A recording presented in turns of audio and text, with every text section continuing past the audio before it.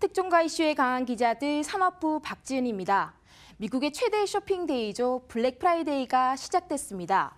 오늘을 기점으로 연말까지 미국에서는 연중 최대 소비 시즌이 이어집니다. 미국과 중국의 무역 전쟁 등으로 분위기가 좋지 않은 만큼 이번 쇼핑 시즌의 성과는 전자업계에 어느 때보다 중요한데요. 올해 블랙 프라이데이가 어느 정도 흥행에 성공할 수 있을지 지금부터 자세히 짚어보겠습니다.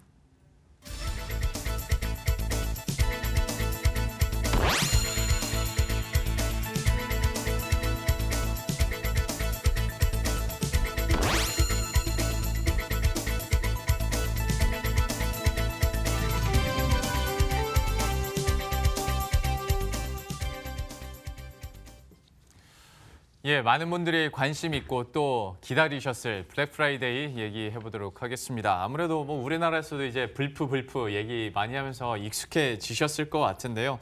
더 이상 뭐 블랙 프라이데이라는 개념 자체는 우리나라에서도 뭐 낯선 개념은 아닌 것 같아요. 네, 오늘이 11월 넷째 주 금요일인데요. 이게 바로 우리말로는 뭐 검은 금요일이라고 하고요. 블랙 프라이데이입니다. 매년 미국에서는 바로 전날이죠. 11월 넷째 주 목요일에 추수감사절이라고 추석 같은 걸 지내는데요. 그 전에 이제 선물 같은 걸로 이렇게 사람들을 챙기는데 그 다음 날 이제 못 팔고 남은 것들을 재고를 이렇게 정리하면서 이게 원래 생겨난 말입니다.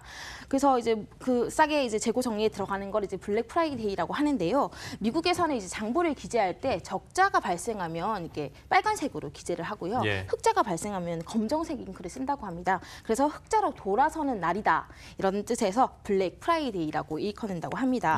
특히 블랙 프라이데이는 미국의 연말 소비 시즌의 시작이라고 할 수 있는데요.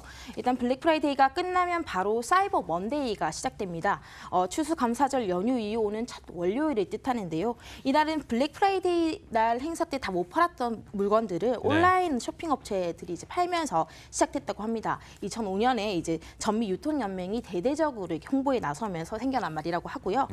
사이버 먼데이가 끝나고 나면 그 뒤에는 또 이제 크리스마스가 이어지죠. 그렇기 때문에 한두 달 동안 미국의 쇼핑 시즌이 시작된다고 하는데요. 이때만 해도 미국의 이 소매업의 연간 매출액이 20%가 발생한다고 합니다.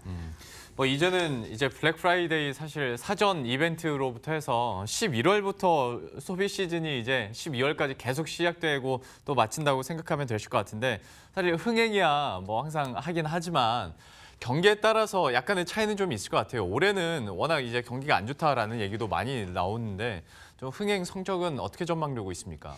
네, 뭐 우리나라는 지금 별로 안 좋은 상황인데요. 미국은 좀 다른 것 같습니다. 일단 분위기는 좀 어느 때보다 뜨거울 거라고 예상되고 있는데요. 매년 전미 소매업 협회에서는 연말 쇼핑 시즌 수요에 대해서 조사를 해오고 있습니다. 올해 11월과 12월 소매 판매액은 지난해와 비교했을 때 4.8%까지 증가할 것이라고 얘기하는데요. 금액으로는 7,210억 달러에 이를 것으로 보입니다. 이는 최근 5년간 증가율 3.9%보다 약 1%포인트 가까이 늘어날 수 있는 수치입니다.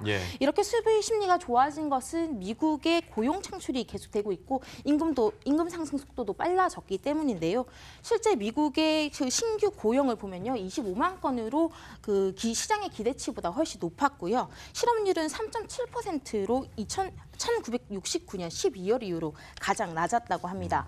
임금 역시 크게 상승하고 있는데요. 10월 시간당 그 평균 임금은 1년 전보다 3.1% 상승한 걸로 집계됐습니다. 이것도 2009년 4월 이후 가장 큰 폭인데요. 이러한 고용 창출과 임금 증가가 미국의 소비 심리를 녹이면서 어느 때보다 이 쇼핑 시즌에 대한 기대감은 조금 높아진 상태라고 볼 수 있습니다. 미국의 경제 지표가 계속해서 뭐 사상 최대치를 기록하고 있는 만큼 이번 쇼핑 시즌에서의 성과도 한번 기대해 볼 만하다라고 정리를 해줬는데요.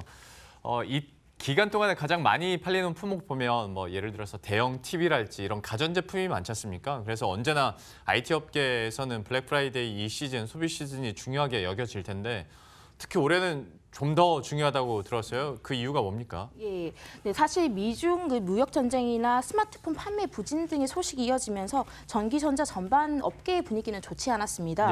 뭐 주식시장에서만 봐더라도 뭐 애플 경우에는 이달에만 15%가 빠진 걸로 알고 있고요.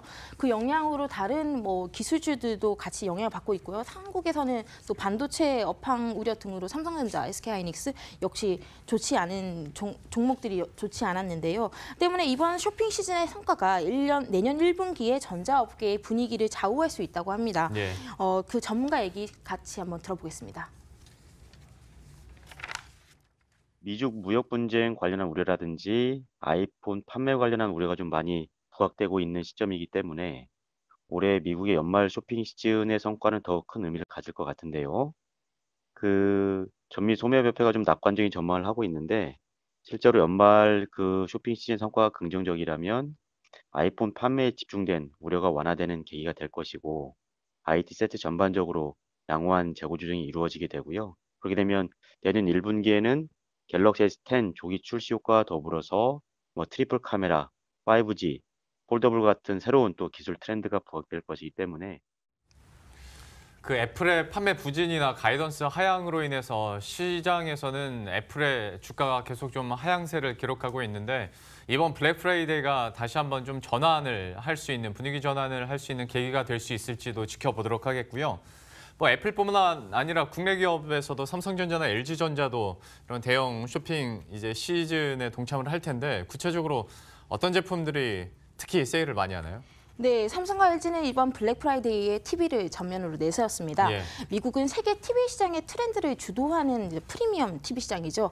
특히 QLED와 OLED를 각각 내세워 TV 시장에 경쟁하고 있는 두 회사에게는 이번 시즌의 성적표가 되게 중요할 수밖에 없는데요. 때문에 각각 두 회사들은 많게는 50%까지 할인에 나서며 구매자들의 소비욕을 자극하고 있습니다. 먼저 세부적으로 보시면요. 삼성전자는 최상위 QLED 65인치 모델의 가격을 $3,799에서 21%나 할인했고요. 이보다 조금 대중적인 모델인 경우에도 $2,500에서 $1,990로 23%나 낮춰진 경우도 있습니다. 예. 또 75인치 보급형 같은 경우에도요. $2,000 아래로 떨어졌습니다. 그래서 이게 43%나 할인된 거라고 하네요.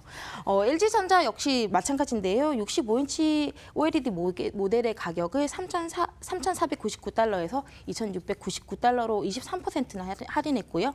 55인치 모델도 32%나 할인했고 또 LED 모델 같은 경우에는 많게는 40%씩 할인 판매하고 있습니다. 예.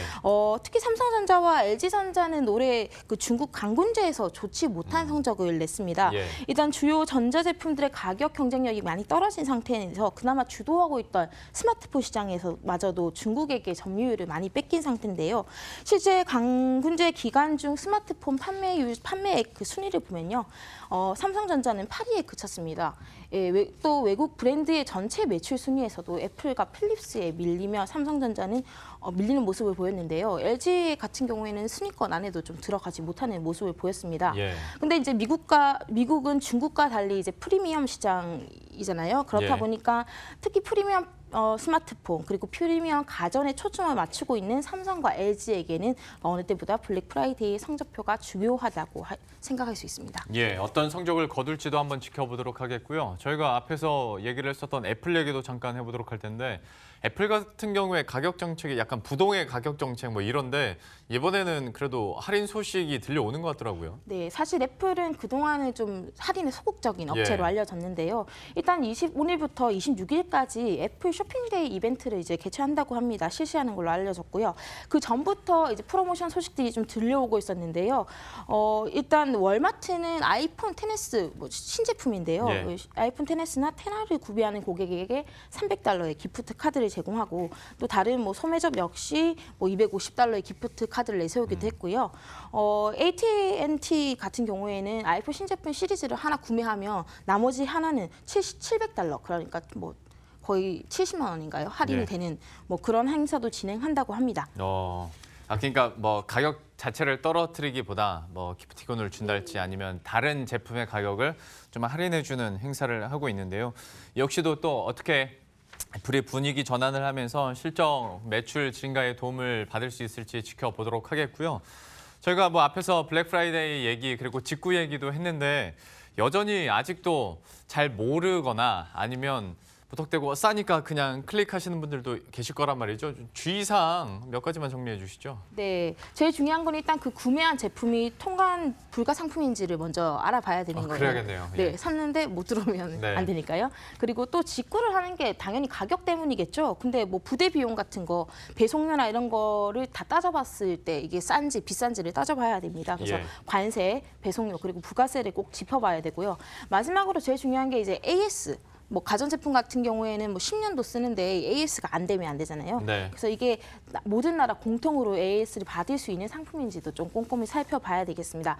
특히 이제 블랙 프라이데이가 말씀하신 대로 국내에도 보편화되면서요. 국내 유통업체들도 같이 가격 할인에 많이 나서고 있거든요. 그래서 네. 그 점도 꼼꼼히 살펴보고 비교하셔서 직구에 나서는 게 좋을 것 같습니다. 예, 연말 소비 시즌에 대해서 박지은 기자와 함께 알아봤습니다. 잘 들었습니다.